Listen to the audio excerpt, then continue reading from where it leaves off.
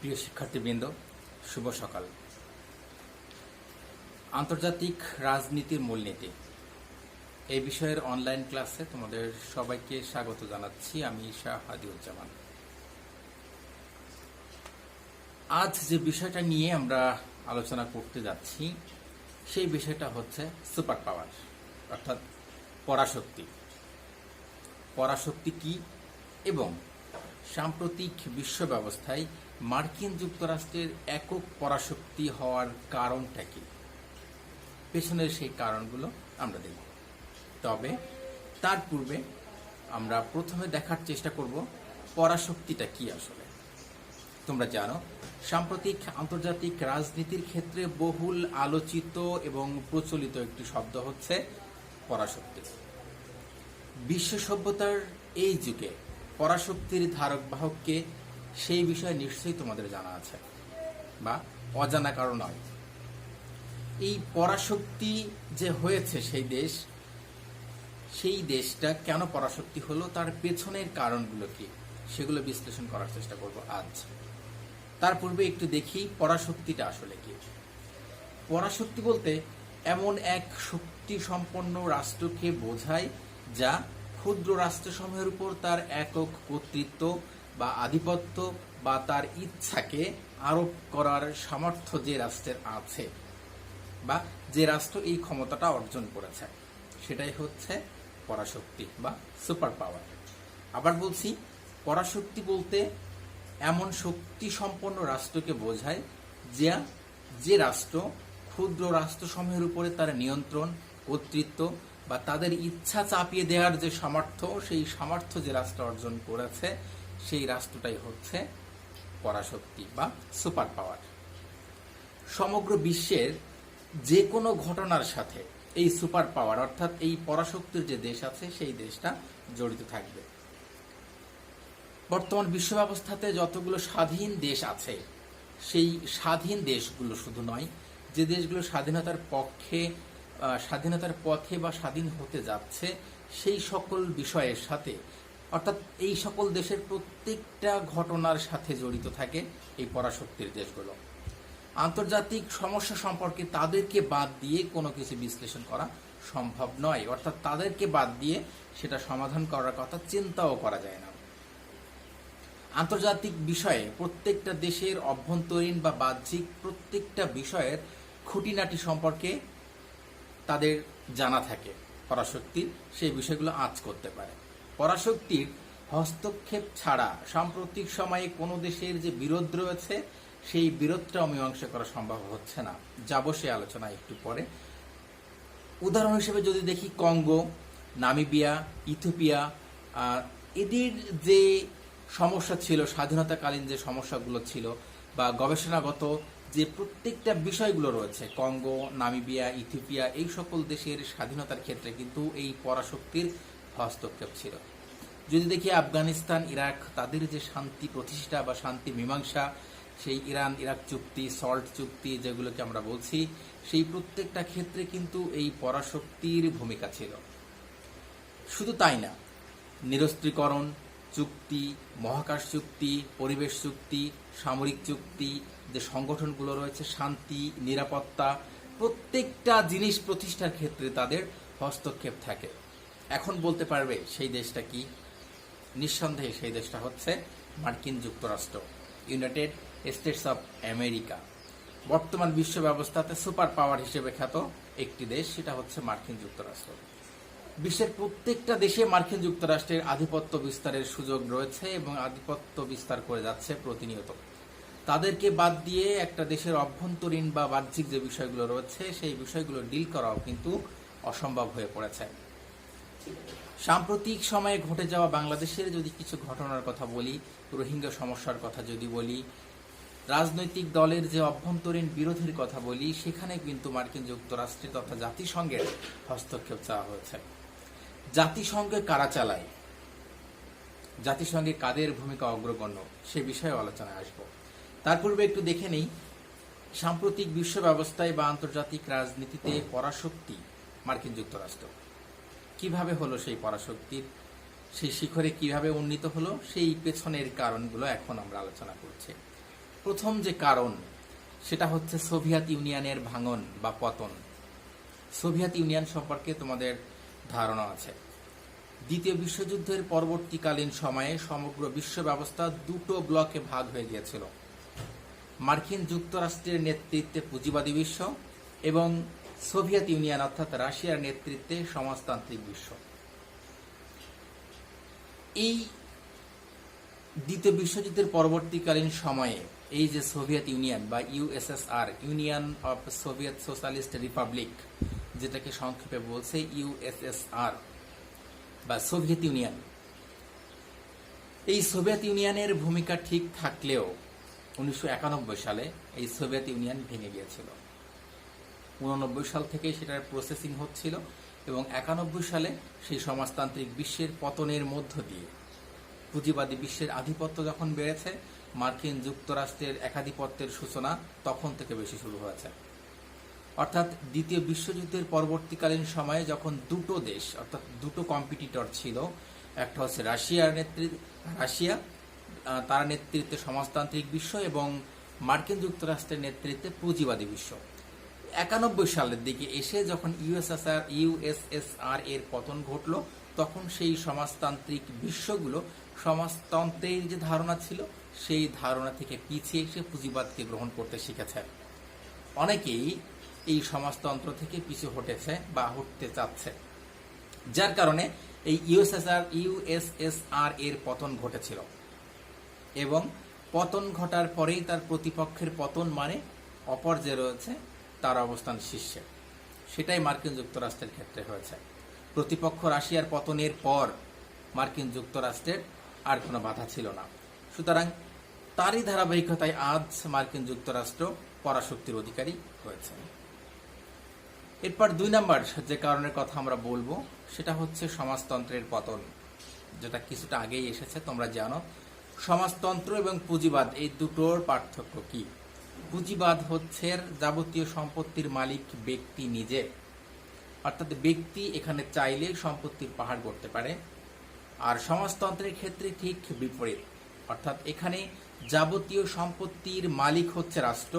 রাষ্ট্র তার জনসাধারণ যারা রয়েছে তাদের প্রয়োজন অনুযায়ী তাদের চাহিদা পূরণ করে থাকে। এটা হচ্ছে সমাজতন্ত্র।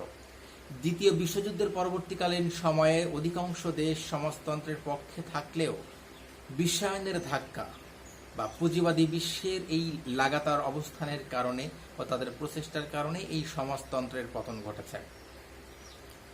কার্ল মার্কসের যে থিওরি ছিল, সেই মার্কসিজম বা সমাজতন্ত্রের যারা কাজ করেছিল সমাজতন্ত্রের পক্ষে, লেনিন ছিল, স্টালিন যারা ছিল সমাজতন্ত্রের পক্ষে যারা কাজ করেছিলেন, তাদের মৃত্যুর পর সমাজতন্ত্র পিছু হতে শুরু করেছে।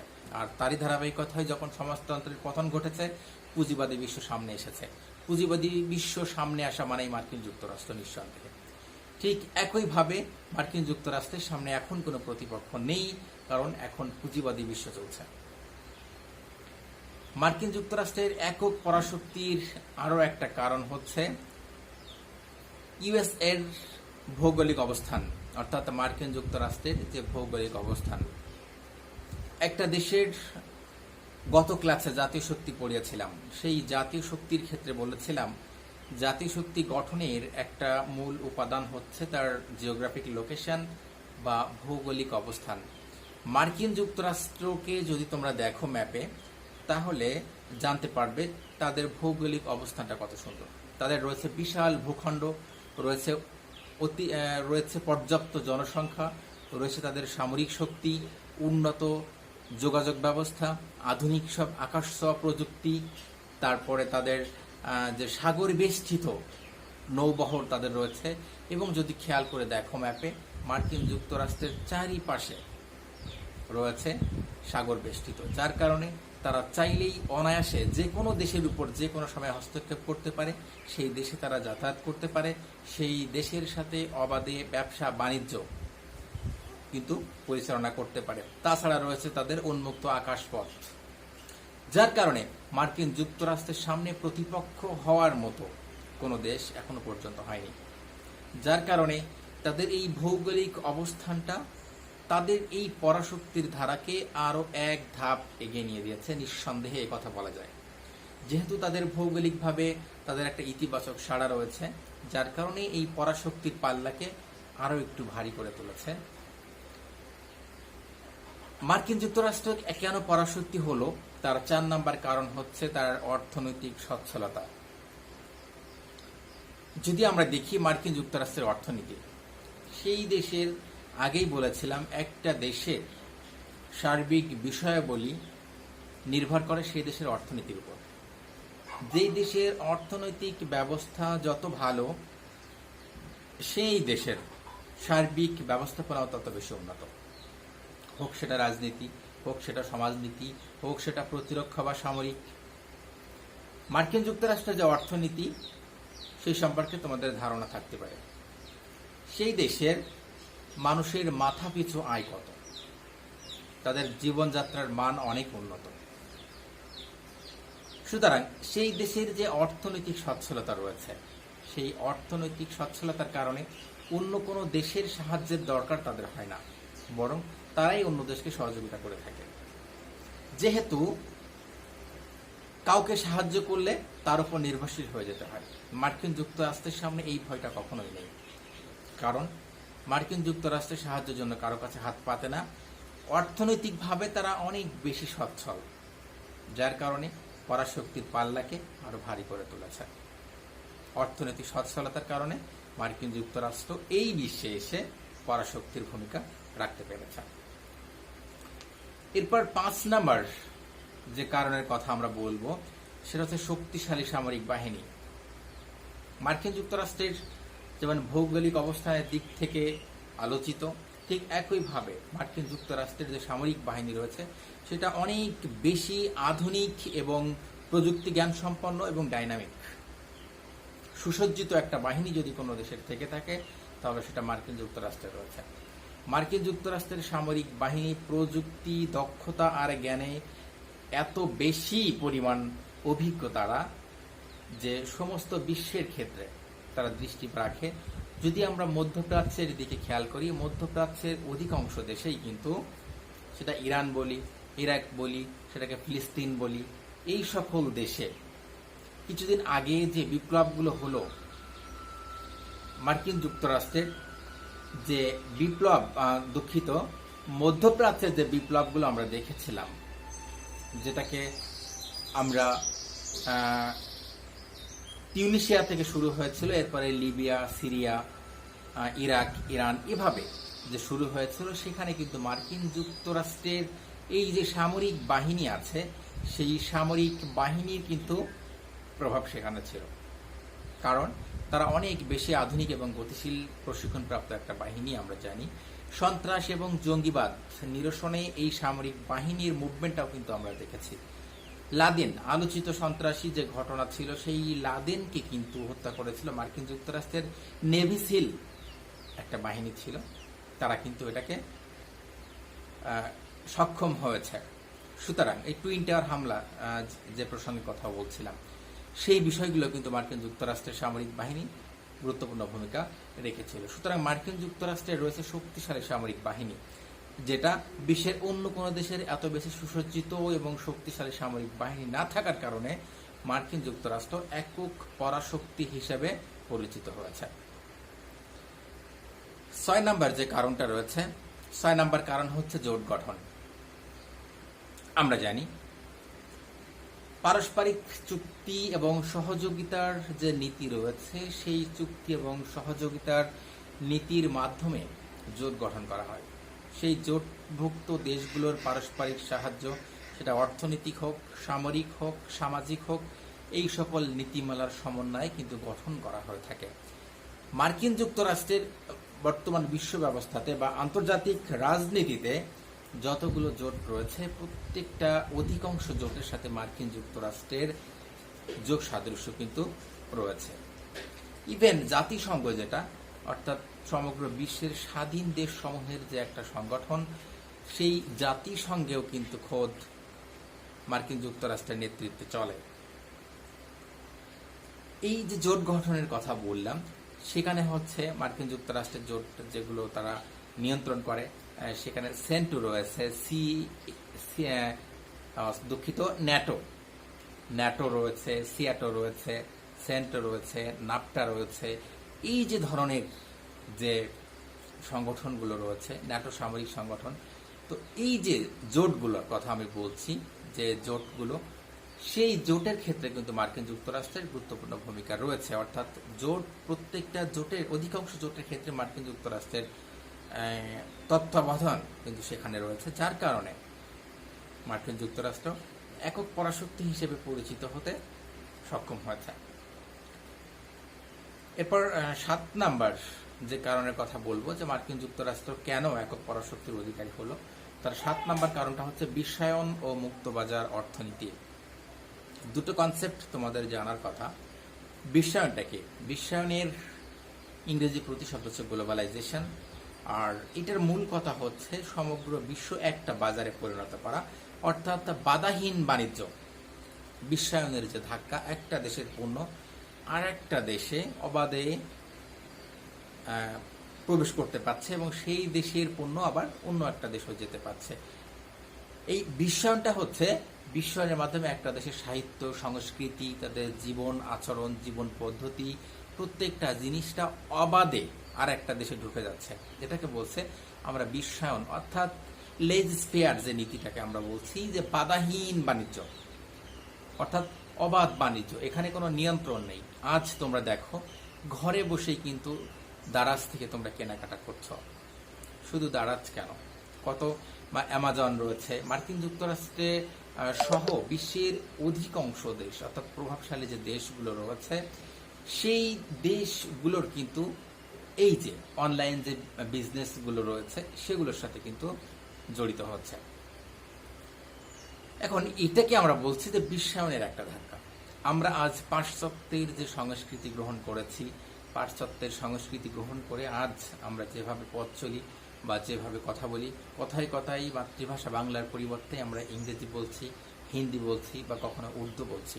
প্রত্যেকটা জিনিসই কিন্তু বিশ্বায়নের ধাক্কা হিসেবে বলা যেতে পারে। অর্থাৎ এই যে সংস্কৃতিগুলো অবাধে, আজ যখন আমরা টেলিভিশন চ্যানেলগুলো ওপেন করি, সাথে সাথে আরেকটা দেশের সংস্কৃতির সাথে আমরা কিন্তু পরিচিত হয়ে যাচ্ছি।